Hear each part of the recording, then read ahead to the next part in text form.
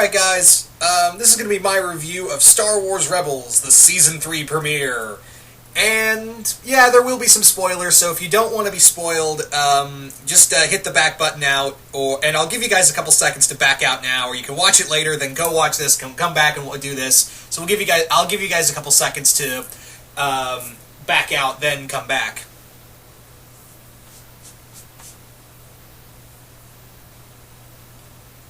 Alright, so if you're still here, I'm guessing you either want to be spoiled or you've seen the episode, so here we go.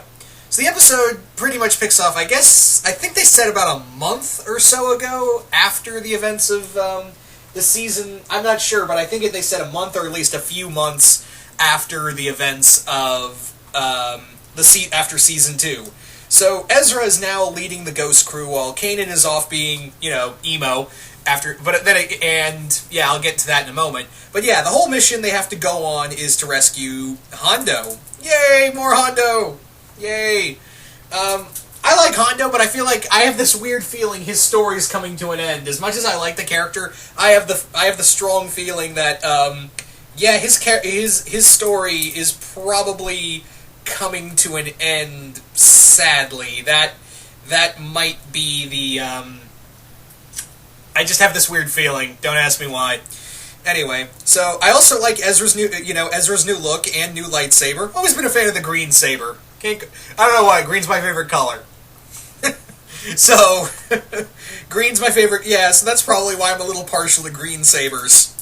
I don't know. It's always cool to see one. Anyway, I don't know.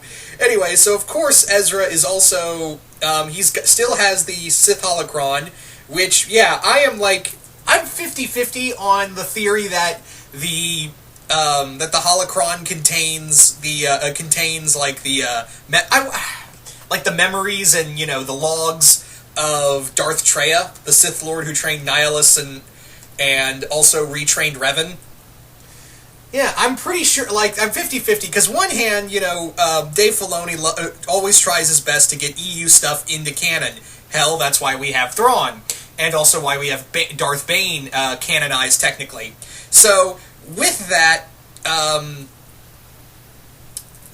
being said, I would not be shocked if if it's Darth Traya as the person in the holocron. Well, not actually in the holocron, like the memories and all that. So yeah, Ezra is using it, and of course it's rubbing off on him and getting him angry. Meanwhile, let's talk about what's Kanan's up to. And yeah, I think it's cool that it was kind of the story. I kind of figured what was going to happen is that Kanan was going to learn how to use the Force to be his eyes, and I thought this was really cool. Plus, we got the introduction, which I didn't think we'd get this soon. I honestly didn't think I thought we were going to get this a few episodes later, but no, we got this introduction to the Bendu. The Bendu is supposed to be this creature that is supposed to be like a Force-sensitive being, but it's neither Jedi nor Sith. It's the thing. It calls itself the One in the Middle. And best part, it's voiced by Tom Baker, the Fourth Doctor. Yeah, Tom Baker. Again, this isn't the first time we've had Doctor Who actors in Star Wars. I mean, obviously, we had David Tennant in Clone Wars. Yeah, so we had David Tennant in Clone Wars. He was a droid that was helping younglings build lightsabers. That episode also had Hondo in it. Go figure. Anyway, so what was I saying? The Bendu is teaching Kanan to use the Force to see, as well as, tame the spider creatures that are, roaming around the new base. What I also like is that he takes the holocron, and he's like, oh, what's this? What's this little device? And he's like, oh, it's a source of pure evil. And the Bendu's like, just because it's an item doesn't make you automatically evil. There's a good chance that, even the best intentions can make someone pure evil. I was like, little meta vibe about Vader. Yeah. So, yeah, obviously, again, so I guess they're trying to hint at this, what the Bendu says is it's not the holocron making Ezra more aggressive, it's Ezra himself. The holocron has jack shit to do with it. It's just that, Ezra might just become this way, and, Kanan might actually be the fault of it. The whole reason of him, let's remember how Anakin Skywalker became Darth Vader. Wanted to save Padme. And, slaughtered the Jedi Order. So, it goes down the whole thing of road to hell is paved with good intentions. And that's how I feel like Ezra is going to be, constantly falling. And we see him, falling further and further in this episode. He may be pulled back now, but I've got a feeling, especially with who shows up in the second episode, is going to make that a little difficult. So, yeah, I really dug Tom, of course, being the Whovian that I am, I was like, Tom Baker! I can't be the only one who, freaked out and said, oh my god, Tom Baker! Yeah. So, I'm really looking forward, and it looks like he'll be a constant. It looks like he'll be since I guess they can't get Frank Oz for every episode, I guess they'll instead use Tom Baker.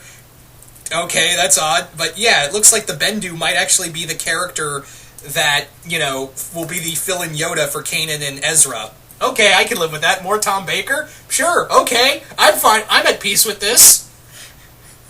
So that's kind of my thing, is that, hopefully we'll get more Yoda, but I'm fine with them show, more of the Bendu. There's also this moment where he gives, the Sith holocron to the Bendu, and the Bendu has this look of, yeah, this is what I wanted.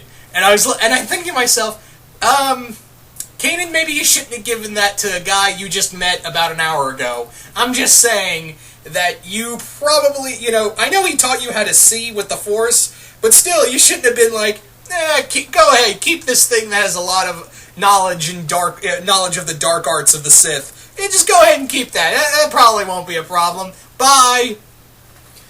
That's, he just had this look of, the Bendu had this look of, yeah, it's mine now.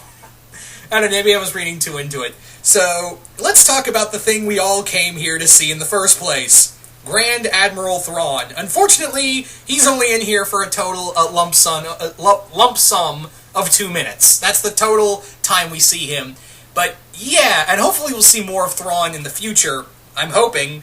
But yeah, Lars Mikkelsen, damn does he do a good job at Thrawn. He gives this kind of cold and calculating voice that I've always kind of pictured with Thrawn. And also, it looks like this is Thrawn's, he's now recently become Grand Admiral, and yeah, now, from what I'm told, someone told me that apparently the Thrawn novel being written by Timothy Zahn, that's going to be in canon with the new Star Wars universe, apparently, it's going to be a novel leading up to him becoming Grand Admiral and a retelling of his origins. Again, it's Timothy Zahn, so okay, I can roll with that.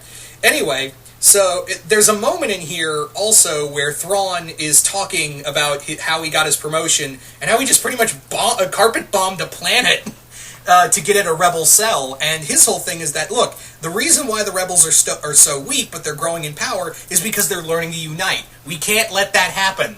So, yeah, obviously we know the rebels unite, so I guess Thrawn's plan works, so I'm a little worried about what happens to Thrawn from here on out. Yeah, I mean, we know at this, of course, New Hope and everything else from the Rebellion says, the Empire does fall because of a united rebellion, but I'm interested to see how Thrawn is going to, try to pick them apart, piece by piece, as he said. So, with that being said, again, Thrawn is really cool. But yeah, there's so little of him in this episode, and they built him up to be the big villain in the first episode, but maybe we'll see more of him in the future. That's what I'm hoping. What we did get, though, is Tarkin and Thrawn in the same room.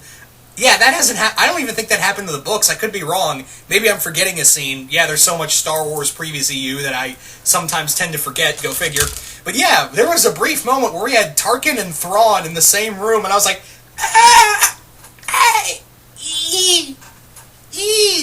Tarkin and Thrawn in the same room. If only Vader and the Emperor were there, then we'd have the entire Imperial axis of fucking evil in here. I don't know, that just made me giddy to see Thrawn and talking to Tarkin. I thought that was just really cool. And again, maybe that happened in the previous EU. Again, there's just so much that I tend to forget sometimes. And but again, even though I'm a little bummed that Thrawn didn't, hardly appeared in here, I was still like, yeah, he's cool so far. Don't mess him up. It also looks like we won't have Palion, Thrawn's right-hand man. Yeah, it looks like this Governor Price, and I'm like, you're not Palion. I don't hate this Governor Price character. She's all right. She's a nice little fill-in to being Thrawn's right-hand woman, I guess. Yeah, so this was a pretty just decent episode. I do like how they're building up, and that Thrawn's whole end game was not so much to kill the rebels on this mission, more like get them to the point where they're so disoriented that they have to send in their entire fleet to pull them out. And he just wanted to gauge the rebellion fleet. I was like, yeah, Thrawn would do something like that. What we also get is a brief moment with Kallus, who I'm pretty sure is going to turn. He's going to switch sides. I am pretty damn sure that Kallus is going to switch sides at some point in here. I am like 90% sure he's going to turn. He's going to switch sides. Because there's this moment where he has this snide remark of, oh, you just carpet bombed an entire civilization to do so. I was like, yeah, okay.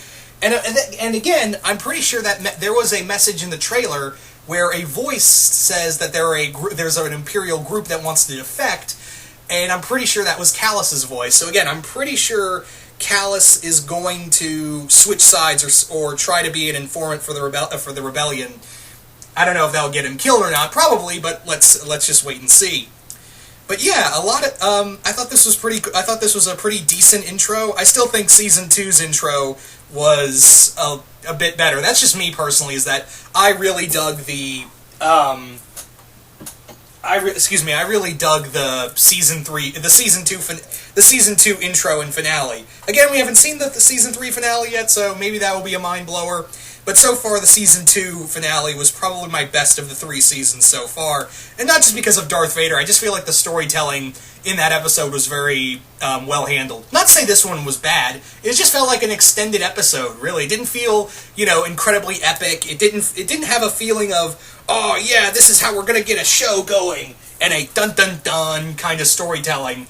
It just felt like an extended episode, even with Thrawn in there. Because again, Thrawn was hardly in the episode, so hopefully we get to see more of him in, later shows. I understand that, yeah, voice actors are expensive depending on who you get, and Lars Mikkelsen is a very well-known actor. He's obviously Mads Mikkelsen's brother, who's in Rogue One, and Lars, for most of you guys would know best, Lars Mikkelsen played Charles Augustus Magnuson in Sherlock Series 2.